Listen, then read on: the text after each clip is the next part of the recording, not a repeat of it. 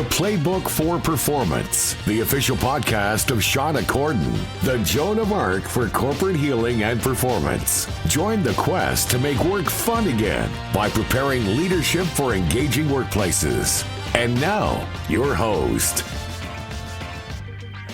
Welcome back to our week of sanity. We're really trying to help you all out in terms of what's going on with the craziness of this election. So, day 5, all about finding common ground. We want to build bridges, not walls.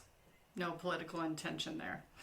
So what we're really looking at is this idea of what do we have in common? What is it that we can agree on? Building from yesterday, when we talked about deep listening, it's like, what do we have in common? What do we share? What is important to us? And we use that example of the finding that the education system was really important to both of us, that having our kids be well educated was important to both of us. We might go about it different ways.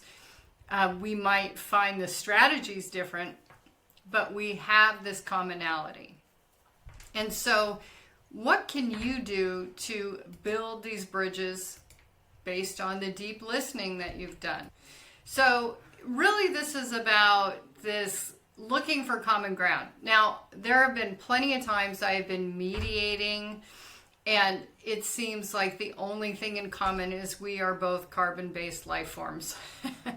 It can be very challenging, and it's easy to see differences. But don't look for reasons to be offended. Don't look for reasons to judge. What we're looking for is, what do we have in common? Sometimes it might be we were raised in the same hometown. We had the same favorite restaurant.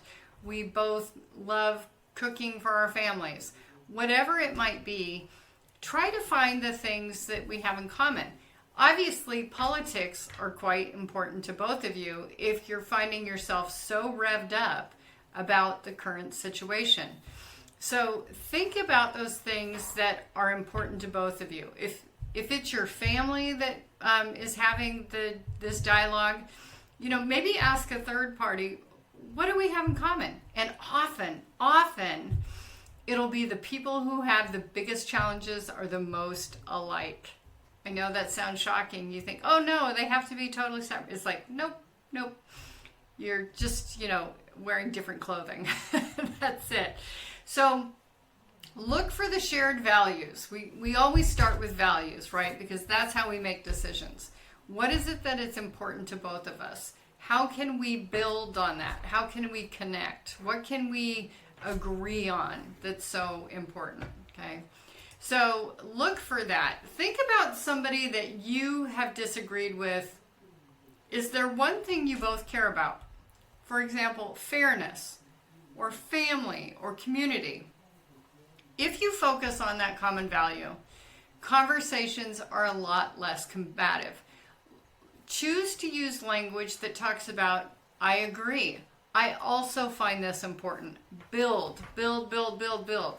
So you're trying to connect these two sides together, right? So you're not trying to win an argument. And I think that's a really important thing to start with. I would even say that. I'm not trying to win an argument. I'm trying to connect with you on this deeper level. I value our relationship. I want things to be harmonious, etc. Start with your intentions. Talk about how you value them, that you want to have a relationship with them. And then look for that commonality to help support it. So, homework this week is really to try to find common ground in one conversation today. Whether it's about, it could be, our political system's broken. Or it could be, boy, I really feel sorry for all the election workers that are counting votes. It must be so stressful. Or it could be, I can't wait for this election season to be over. You may share that. So be curious. You might even ask, what are you looking forward to after the election's over? Or what is it that's most important to you about this process? Look for the things that you have in common. And if they're not forthcoming, if they're just, they don't want to share, think about what you could share that they might also agree with. Like, gosh, I just want it to be a little bit more relaxing. Or I want people to look for solutions instead of picking each other apart. So if you're looking for strategies to help you, in my book, Meet Me in the Middle, on sale this week just for the election, each chapter has some discussion tips, just like this, that help build psychological safety where people feel free to offer their opinions without being attacked for them. And it'll be things like, what situations cause me to fight? What situations cause me to fold? And we get into those topics quite deeply in the book itself. Because people generally, if they, silence does not mean agreement. So if you want to find more about that, you can check out the book on Audible, or we have it on sale this week. Come back here tomorrow because we're going to have our 6th strategy for staying sane this week. Until then, take good care.